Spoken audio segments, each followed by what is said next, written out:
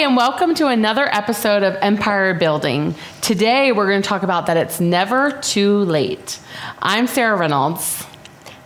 And I'm Wendy Papazan. I'm Seychelle Van Poel, and we have a very special guest with us here today. Very. Yes. Very. We have the amazing Sarita Dua. She's a woman of the world. She has traveled globally all over the world. She has a fantastic business that is not only a really strong business in real estate in Portland, Oregon, but it's also highly profitable and growing and flourishing.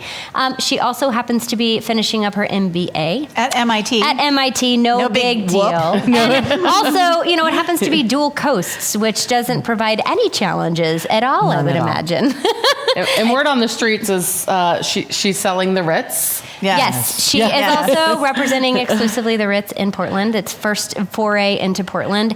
She has two amazing children, and she also has a fantastic husband, Bhupesh. So, Sarita, welcome. Welcome. Anything we missed? No, I think you covered it. Great. So we were talking earlier before coming on the podcast where you have this really unique story that I think is very relevant to a lot of people.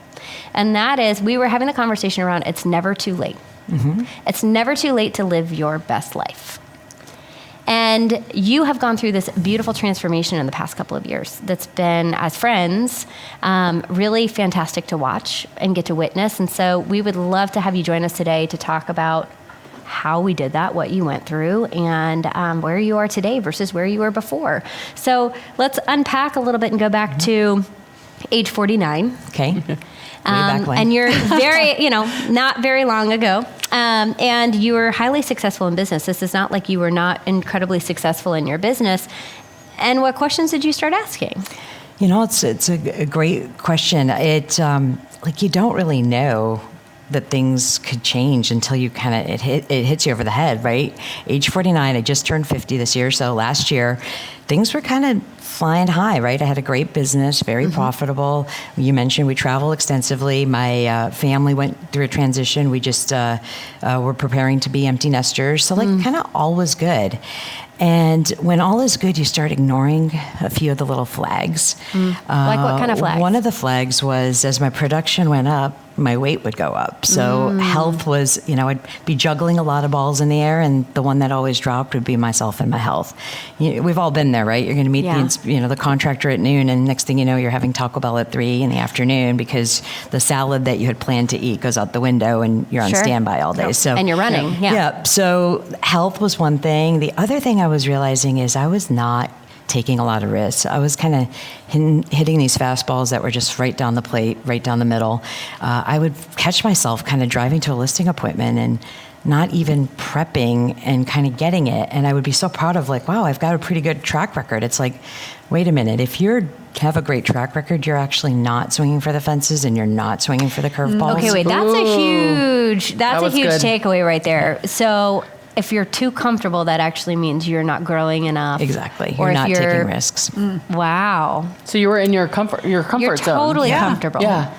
The other thing is I realized, and maybe it was this sort of, we're calling it a beautiful transformation. I'm calling it a midlife crisis, but it might have also just been this, I missed learning. I was coming here to Austin quite a bit. I was reading about machine learning and AI, and I was realizing that there's a whole bunch of stuff I don't know much about. I would read book after book, and it would make me want to, instead of answering questions, I would ask more. And I really do believe, my parents, this came from kind of the way I was raised, we're a learning-based family. The minute you stop learning, you really do start growing, and you start dying.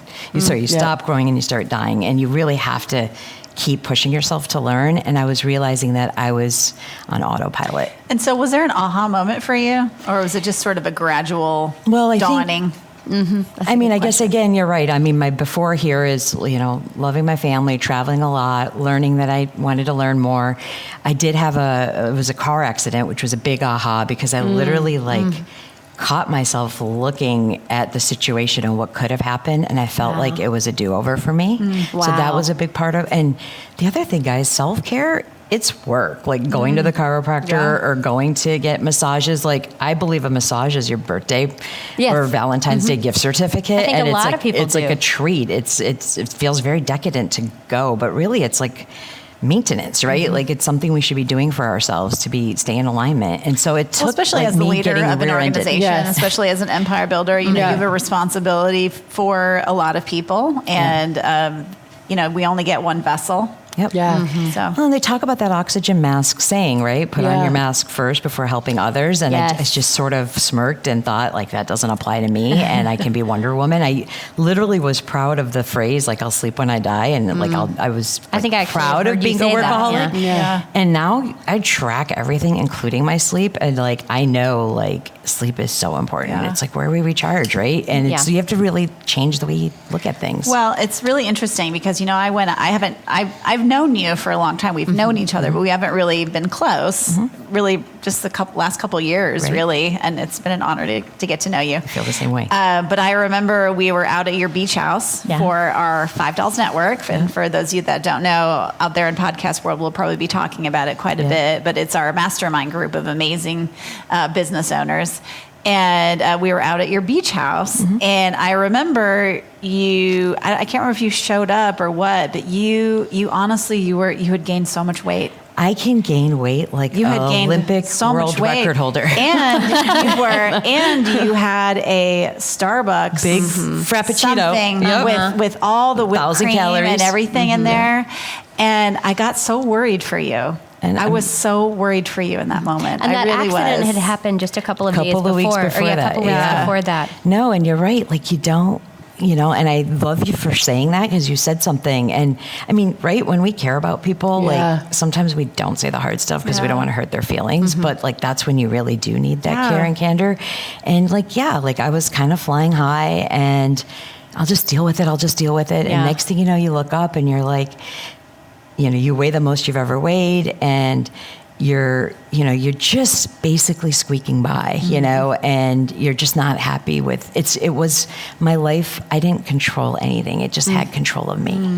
And I knew things had to change. Yeah. My life, wow. Yeah. I didn't have control of anything. My life just had control over Yeah. me. And isn't it amazing when you're building an empire, building a business, following these moments of really living your best life, right? And I just think about what an inspiration you've been to so many Yes. because you made some choices to focus on your health, me being one of them, right?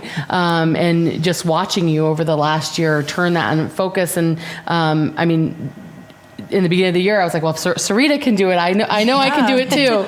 And just inspiring me and inspiring so many because you said yes to your best life and it's never too late, right? You showed the world that it's never too late. And tell us exactly what your weight loss journey went, Sure. because a lot of people don't know. Well, and I think just to build up that was like, if I didn't want to go there, I could have ignored it, right? Yes. I had in 2017 close to 80 million in production, 2.1 GCI, 62% profit. Like life was good. Like we could have continued to keep the ball on the ground and keep cruising. Right.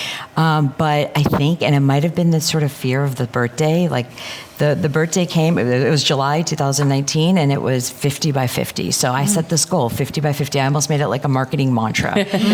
And You then did, yeah. the difference is and I you meant told 50 people pounds, right? 50 pounds, Lost 50 by pounds by 50 my years old. 50th birthday. And this was September 2018. So I had till July of 2019 to do it. And I told people, like I told my friends, I made myself accountable for it. 50 is a daunting number. And 1 pound at a time, breaking it down into little bitty bites. Like I surrounded myself with my friends who supported me. In fact, I had a daily Facebook accountability chat. I got help. I used a proven model and system in terms of having a coach and having weekly weigh-ins and knowing what I was eating. I tracked the heck out of it in terms of every day. What did I weigh? What did I eat? How many carbs? How many calories? And I actually ended up losing 71 instead of 50 by my Amazing. birthday. Blew right past Well, the and 50. the big aha is once 50 got there, it really wasn't as scary. I think it was this idea of, am I living my best life? And if no, what am I going to do about it? Once you get there, you're like, I'm grateful for every spin around the sun, like I really, who am I to like make 50 a big deal? Really, like I feel like I'm just getting started. Yeah. I have more energy. And I think I could have said, well, I've never lost weight and kept it off. Like, why would this time be different? Or I've never, who goes back to school at age 49? Like, it could have been just, again, like keep coasting, find a retirement plan and we could eke it out. But I just, at some point you just put your foot down and you're like, not anymore. I'm not going to do this anymore. And tell us about your empire, because your empire suffered a little bit. Right? Sure. Yeah. My empire ways. I have, my empire, like it first started with my love for travel, right? Like I have a small but mighty team. I have 3 buyer's agents, a transaction coordinator, and a listing manager. I would get in my own way. Like the more I actually got out of my business, and that might have been to go travel or do stuff, the more I got out, the more they were empowered to really stay in their strength zone and do amazing things. It's a good lesson for that a is. lot of people listening. Huge. I mean, it's bad when your assistant literally delivers the monitor and the chair to your office, to your home office. He's like, you're thinking about working from home? Don't take this the wrong way. And he literally delivered my office to me. And he's like, this might be great for all of us, right? And one of the big lessons there, which was one of my biggest ahas a year or so ago, is when you say no to something, you're giving someone else the opportunity to say yes. That's correct. Right? And you saying no to certain things gave people in your organization an opportunity to say yes, and you create more opportunity in your empire when you're doing that, right? Yeah, and it's a process, right? At the beginning, we checked in a lot, we synced a lot. We, they had be to honest, earn the I had some trust issues, they had to earn structural the trust, issues. let it go. But now we're to the point where whether I'm at MIT in Cambridge, or I'm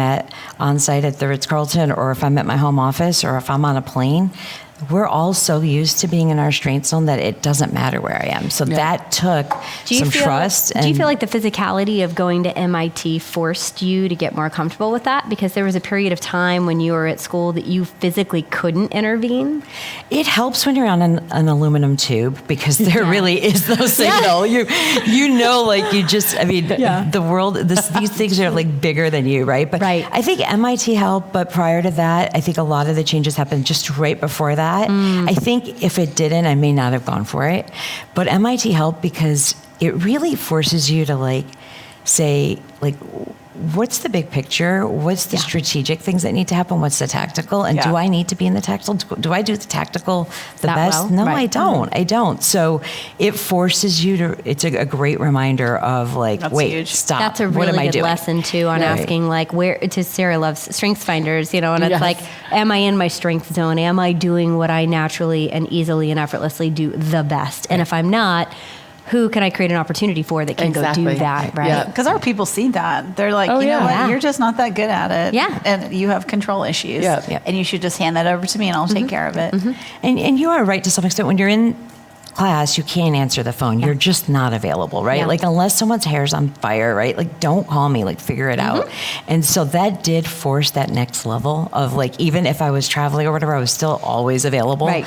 And now it's I'm not, right? And the other thing is I kind of foolishly said, I'm going to go to MIT, but I'm not really going to change anything. I love real estate. We remember hearing I just that. want to grow. The truth is you can't not change, right? You're just, it's you see light, you can't unsee it, right? The models, the systems, the way you look at things, it really causes you to just think differently. And so all of a sudden I went to not change, and next thing you know, I've changed my job, I've changed my business, and I'm definitely going to scale both areas, but it's just been really eye-opening. So what's next for you? So we talked about a little bit about the before. The after now is my biggest challenge is I'm a filler. Whatever bucket I have, I fill it, right? So let's call it 25 to 30 hours a week, the MIT thing. And I just kind of keep quiet about it because no one in my family thought it was a great idea, so I can't complain. But when I get these 30 hours back, it's very easy to say yes to whatever question comes up. Do you want to do this project? Do you want to work on this initiative? Do you want to join a board? And I'm not going to say yes. I'm going to enjoy that time and be really deliberate with how I spend it. Can we write that down? Yeah, please do. I know you guys have. She asked me about the mocha, so she's going to. Well, and the other thing is I'm taking the health to the next level. I'm doing the New York City Marathon November 1st. Yes. Awesome. Yep. Congratulations. My husband and I are really excited about the fact that we are empty nesters. It was rough. More him than me the first month. It was rough, but he just loves the kids. I don't not love them, but but he loves them. And now, like, he texted me the other day, when do they go back to school? So, like, we're both on the same page and having fun. And we're just, living your best life involves, like, doing the things you want to do. I have so many people that are like, oh, well, I'll go to Europe when I retire, or I will do this after this. Well, look, what happens if that wasn't in your cards? Like, you got to do it now. Well, so we had an earlier episode, and it was all about casting the vision and talking about your mission in life. And so I'm just curious, do you have a mission statement for yourself? Do you know what that is, Sarita? Yeah, I mean, it's basically to live my best life and empower everyone around me to do the same. I love that. Love that. And I'm really excited. Even with school, we're doing an initiative. I'm really passionate about girls in STEM. I'm an engineer by trade, and so is my daughter. And I watch some of us nerdy girls kind of dampen our light a bit because it used to not be that cool to be smart. It's definitely becoming in vogue now, which is great, but still giving everybody, men and women and boys and girls, the opportunity to learn great tools so that we can minimize the gap between what's required by the job force and what skills you graduated with. We're actually launching this in Kenya this month in a couple weeks, and we're going really to learn. But I just think that there's so much even on a global scale we can do and take back to like all of our communities. I love that. Well, I personally, I don't really believe you that you're not going to fill those 25 hours. At least the first few months, maybe. But I do believe that you're probably going to make better choices about what you're filling it with. And so I think having a clear sense of your mission allows you to say yes to the things that are important to you and no to the things that don't mean as much, and all that tactical stuff that you've learned that you can pass off. You don't have to dig back into that. Absolutely. Right?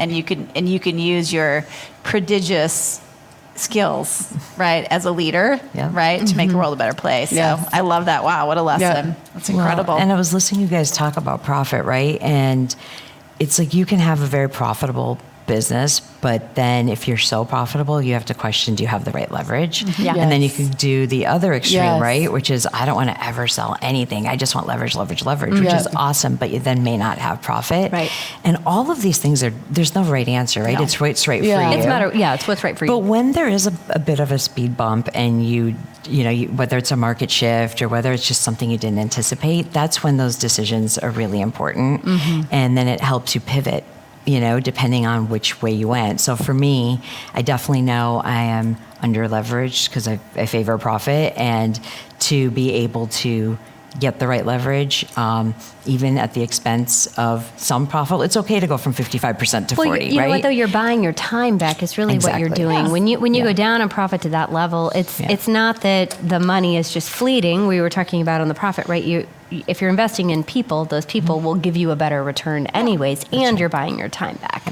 You have to give up control to the right person, though, in order to be able to do that, which is what the do you want hardest your part. legacy to be? Exactly. And I was able to share it with Gary, too. Like, leverage also gives you the chance to explore opportunities. Exactly. That if some amazing opportunities come up and you're not leveraged properly, you just have to say no, because you just can't pull yourself out. Can't do it. I think for me, I had such a big pivotal point in my business where you go from being a really amazing salesperson to like a business owner. Yeah. And a business can sustain without you for a period of time. And so it's like finding out what type of business you want to have and where your role fits in, and then creating the leverage around that to where at times you can step away, which I mean, that's what you've done, right? Through all of this, and focus on MIT and other things, and see it grow. Yeah. Well, and what I love is that everybody has the opportunity in their business to keep the jobs that they like. Yes. Right. Yes. That's what I love about this. There's no right or wrong answer for what you do on a daily basis, except, you have to keep your foot on the gas pedal in terms of growth. Yes. Right. And you have to keep your eye on the numbers, and you have to be a leader. But all the other tactical stuff that you're doing every day can be your choice. Yeah. Right. Absolutely. Can definitely be your And choice. if Sarita wants to go sell for $6 million Ritz condos, I'll do that. Yes, absolutely. And I challenge I'm you just a little guys. jealous. I challenge you guys and myself. Like, we just are so addicted to these little devices, right? And like, when you say like, what's going to happen, and are you really going to say no? I think I challenge all of us to be present. Yeah. Right. It's very easy to like fill the bucket, like I said, and just to be present. The topic today about like having it be never too late. I mean, the logical question ends up being, do you have regrets? Do you wish you focused on your health earlier? Do you wish you maybe went to MIT when you were 35 or 40? Our average age is 41.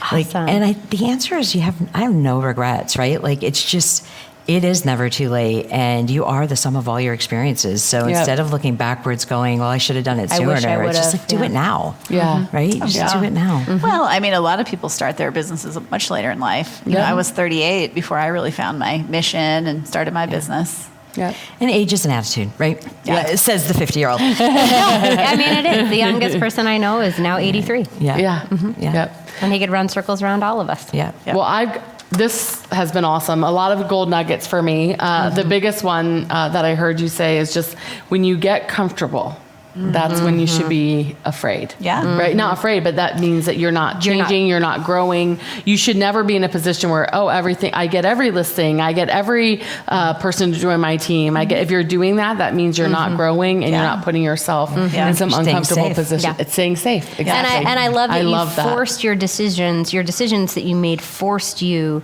to make a change. Yep. Like, because you could have done an MBA locally. Yep. Right? And that would have allowed you to still stay in your business in the level you were in over there and still do your MBA, but you would have been cheating, right? You would have been cheating both sides. Staying safe. So by forcing drastic decisions in that way and the drastic health changes that you made, that really is allowing you to feel like you're just getting started. Yeah. And that's so exciting. And a quick word about health, right? Like, there's no right answer on like you should weigh X or Y or whatever. Right. I think for me, it was just it controlled me, and I needed to take control again. Yeah. And that's what it really was about. It was just I was in victim mode a lot of times, and I had a lot of excuses. Right? I was super busy, and I had every reason to have the milkshake or whatever. Right. But I just had to stop. Sorry. No, go ahead. And I would just say, how you said your production went up and your weight would go up. I would also say that I know your production has gone down a little bit while you've been doing all these other things, and that's okay. Yep. Yeah. Like, that's 100% okay. Yep. And I give everybody permission out there to take control of their health because it is the most important thing. Yeah. You literally cannot live without your body. Yep. One thing before we wrap up today, one thing that you mentioned was with your health, you've always felt like you could gain weight and lose it and gain it again and lose it again. And this time it feels different for you. It does. Talk to me about that. I'm still fearful, and Sure. so I think that fear drives me a little Right. bit, but it does feel different because I just tell myself I didn't lose 71 pounds overnight. So if I like have a lot of pizza on the weekend, I'm not going to gain 71 pounds, right? Yeah. It's just, it's back to the model, right? I weigh myself daily. That's just me. I know sort of my allowances or my buffer, and I trust the process, but I don't take it for granted, right? I still Love monitor, track and monitor, and surround yourself with people that like really support your goals. So you're making a daily decision, but it's a journey. It's not the end all be all if you've got a day or two that are off. Exactly. If you have a 4 or 5 pound range, you just know, like, I know what to do, right? I know, I knew what to do for 71. I know what to do for 5. Yeah. And Well, I I just think that's monitor just a it. good lesson for every aspect of your life. We're going to Know wake your up. range. We're going to wake up, and it's not going to be a perfect day. Yes. You're not going to feel like you're in control of everything every single day, and that's not what life looks Yeah. like. And that's okay. It's okay. Yeah, it's it's just like everything else. It's just success looks different than most people think it is. It's repeatable activities done over time yields a big result. Yeah, Well, it's not and- super exciting, right? It can Yeah. be boring. You just Yeah. have to stay on it. Yeah. Yeah. And what this podcast is about is having a massive business, which you do, and then also at the same time having an even bigger life. Yeah. Right. And I think health, choosing to follow your dreams and go to MIT, the dream that you had is just part of that. And I think you've been such a special guest because you are proving Yes. that you can have a massive business at the same time, have an even bigger life. Yep. And you're doing it without sacrificing your kids' relationships. You're Yes. doing it without sacrificing your marriage. You are, I mean, Seems like you're having a renaissance in your marriage. You really from social are. media. Seriously. You're dating Not your- just not sacrificing. It's like You're dating hashtag Boo goals. Petch again. Yeah, I know. We're like, we want to be with you. Yeah, exactly. Matt always has this big grin on his Yeah. I know. I was gonna love that he was part of this podcast. Yeah. He is such a big part of your life, though, and we all feel like we get to be a part of your family and your relationship, though, because you are so inclusive and you're so intentional about how you stack those relationships up, and you don't do it at the sacrifice of the other dreams and goals that you have. And I really admire you for that, because I think a lot of us, like we were talking about before on an earlier episode where Wendy was talking about a woman that had come and was just bawling because she was saying yes to everything but her family, right, and her husband. And you don't do that. And it's really awesome to watch that you're building this massive life, and it includes being very intentional about your relationship. And I just want to remind everyone, some of the reasons I don't do that is there's many times where I did. Sure. Right? And I remember what it felt like. I remember when my kid said, I wish I was one of your clients so then you could spend time with us. Right? Like, you know, or, you know, or my husband like stopping really to save time on the weekend because he knew I was pretty much an 80-90% chance of being a no-show for whatever plan we had. So there was some tough lessons that made me cherish it so much more. Yeah. I'm not saying we have to learn the hard way, like hopefully we all don't, but like Right. I've been there when I did the bad things, and it just again, you have that You don't wanna go trigger back. moment where you're like, Absolutely. I'm not doing Yeah. this anymore. I'm done. Well, and people don't have to learn the hard way if they continue to tune in to Yeah. our That's right. podcast, Now- Empire Building. Now, before we go, Sarita, you're such an inspiration. Where can people find you? They can find me. My handle is Ask Sarita on Twitter and Instagram, and definitely friend me on Facebook. We're working on the whole 5,000 friend limit thing. But I'm like everywhere, and just reach out to me directly. any buyer and seller in Portland, right? Absolutely. Yeah. I'm happy to Ask help. Sarita to help you. Portland metro area Yes. surrounding. AskSarita.com, Yes, right? AskSarita.com. That's awesome. That's so great. Well, thank you for sharing with us today. This Thank has you for been having me. It's such an honor. such a treat. Thank you. And it's really never too late to be present, to live your best life. Yep. Thank you, Sarita, and thank you for joining Empire Building with us today. Man, what an absolute pleasure, Sarita, to have you, and we hope you'll join us again next time.